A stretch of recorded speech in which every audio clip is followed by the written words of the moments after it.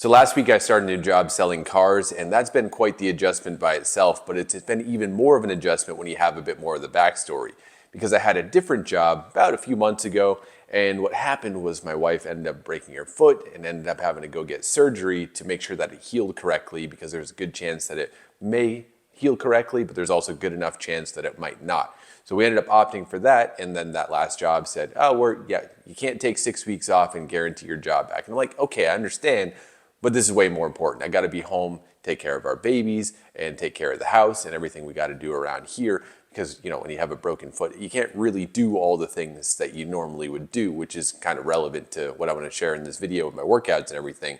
But so she healed up great. Everything went well. Got back to work this past week, and everything is just kind of getting back to normal, which is nice. It feels good. And the only thing that's been a little tricky is figuring out the workouts. And I've done all my workouts so far, but the timing that I have to do them is so tight. Like, I already was pretty busy just taking care of home and squeezing my workouts in then, and I wasn't working, but now I'm working and squeezing in my workouts before I have to leave at 7:30 in the morning to get to the dealership to start selling cars first thing. So what I've essentially done is just, I've come up with a very regimented schedule in the morning where I, wake up, have coffee, write my daily email. Maybe I send it in the morning. Maybe I wait till a little bit later because I can just click a few buttons on my phone to do it. But anyway, get that workout in, have to be in the gym here at 6 o'clock on the dot, work out till 6:30, get ready, go to work. That's how it has to work. Otherwise, I can work out on my days off, which I do that too. So I schedule my week. So I have maybe 1 or 2 workouts on my days on, and then 1 or 2 workouts on my days off, depending upon how the week lays out. And since now I have a steady day off, it's a lot easier to plan around. But anyway, with all that said, we got my workouts in and done. I'm actually 1 week behind on posting the videos for the workouts, so I got another one coming up fairly soon, so that's pretty exciting. But anyway, we're going to get into the workouts. Without my long rambling story ahead, without further ado, we're going to go with that. I'm a little tired and have some more coffee. But we're going to go ahead and get this workout on the screen right here. Starting the week off as I have been with some bench press, because it's a good way to start. Like, you just get up, you hit the weights with some bench press, and you start off the week really good. So what I've been doing is adjusting the workouts as I see fit, which isn't usually what's recommended, but even then, it still follows the basic principles of adding either more weight over time or more reps over the time. And since we're trying to get the numbers up, we want to keep form on point as much as possible and add weight each week, because I want to get to a 185 4 reps bench press. I'm shooting for 8 reps by March 1st. And in order to get used to handling that weight, I got to lift more weight. And so I did 155 for 2 sets of 3, nothing too crazy, but we're working our way up over time. And that's just how we're going to do it in sets of 3. And then once we get to 185, see where we're at there, start working on increasing reps, maybe go up in weight a little bit as well. And the same thing goes for all the exercise, like not treating one exercise all that much different from another. The main thing that might vary is the rep range that I want to stay in. With the barbell rows, not particularly worried, but essentially what I've been doing also is just using the same weight that I use for bench press and seeing what I can do with that. And I typically can do a rep or 2 more on the rows than I can with the bench press.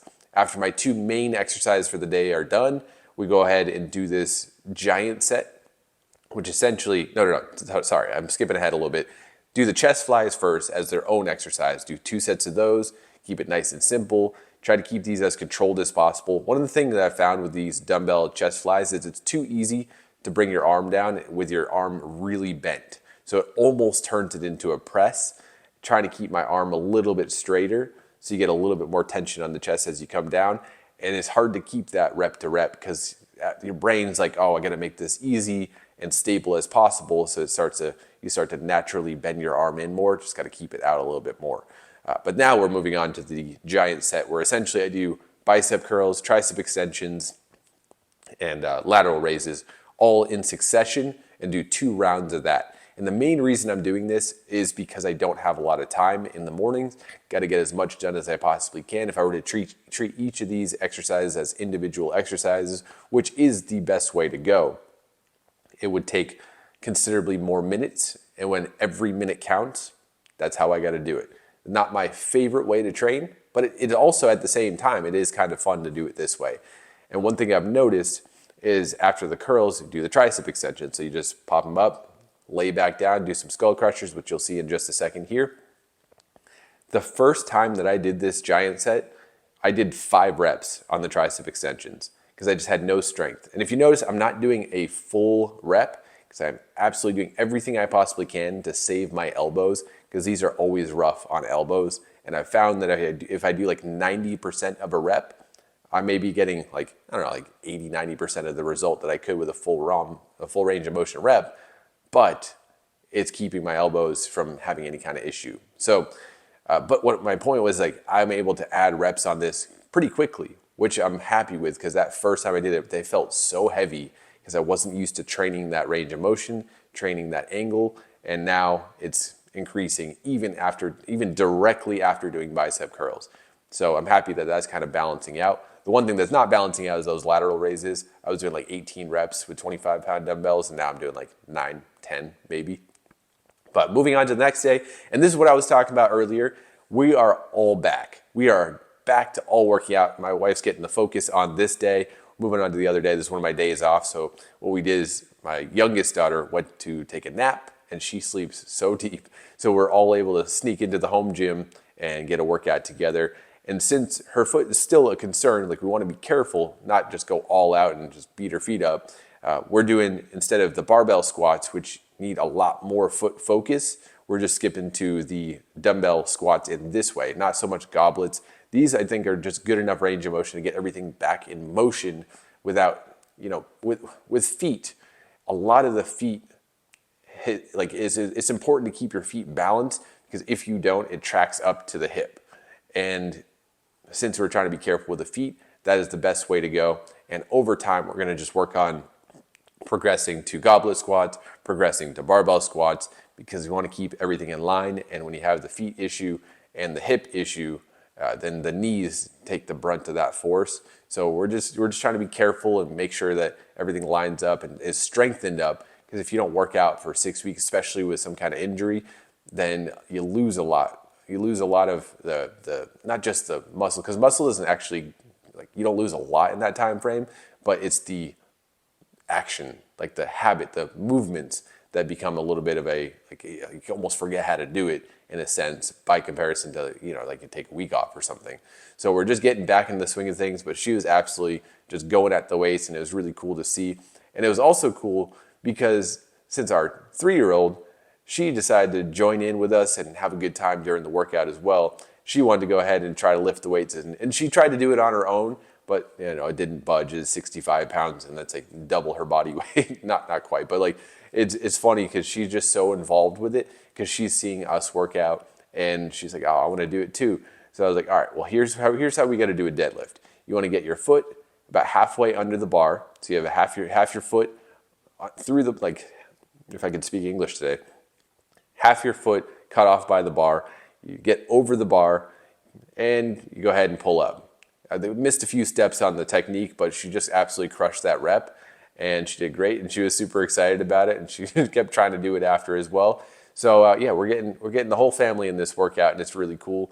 And I was trying to help my wife do some like knee raises, but we used to do them on the little chair thing where you can put your elbows down and brace that way.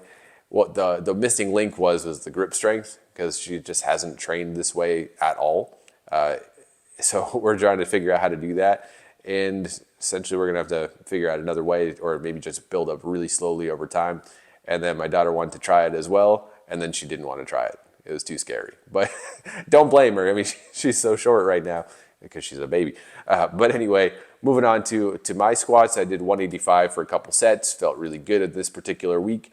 And then moved on to deadlifts, and we did the most weight that I have. Unfortunately, I still need to buy some more weights. I haven't gotten around to it yet.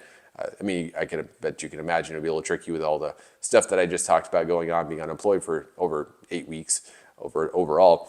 But anyway, we're going ahead and doing some deadlifts. We did, I think it was 8 reps for 220 pounds. And it's kind of messed up. I don't even have 225. Anyway, did 8 reps, and it was just, it was tough. It was tough because it's like cardio. Doing anything over 3 reps is cardio for me right now. I'm joking. But anyway, it was fun to have the whole family there, or 75% of our human family doing the workout with us. Just a blast. And I would love to, build a life eventually down the road that I can just do this all the time. Every workout, everyone just doing a whole family workout, because it's just a fun time. Anyway, moving on to the last day, we did overhead press, which has been my number one focus on right now.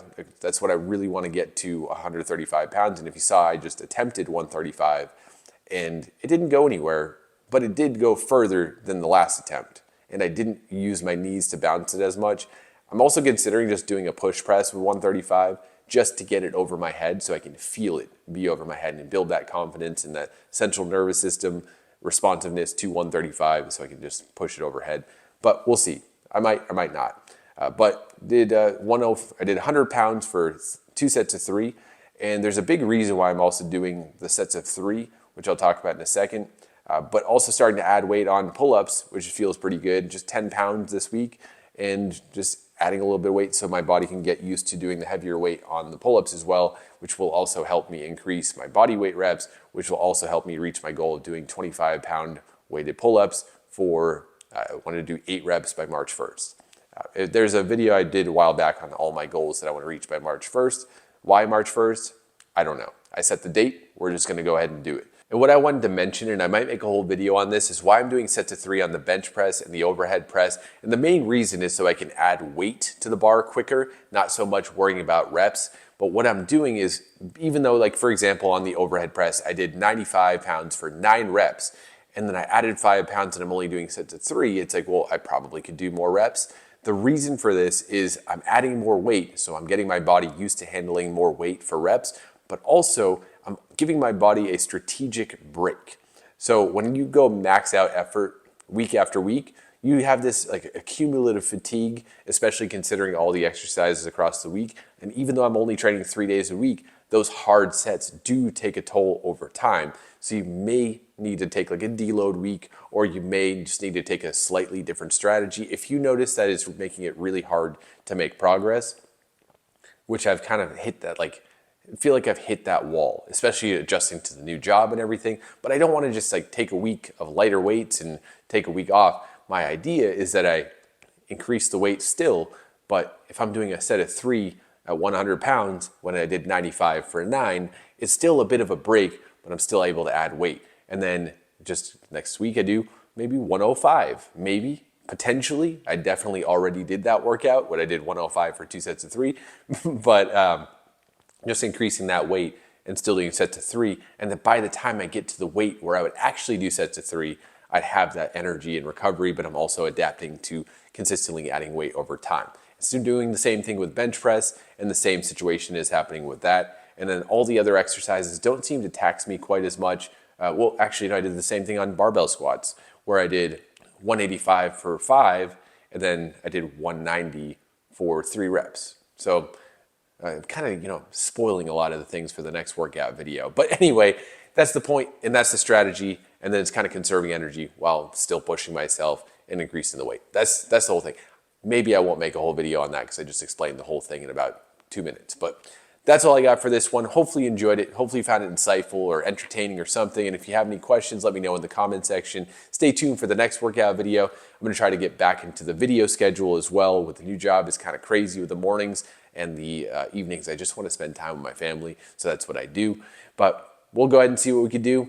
And in the meantime, go over to fitdadinnercircle.com if you want to learn all the insights and tips that I share through email every single day, and also the different ways that you can work with me as well. But that's all for now. Thanks so much for being here. Check out more videos on my channel, and I'll see you in the next one.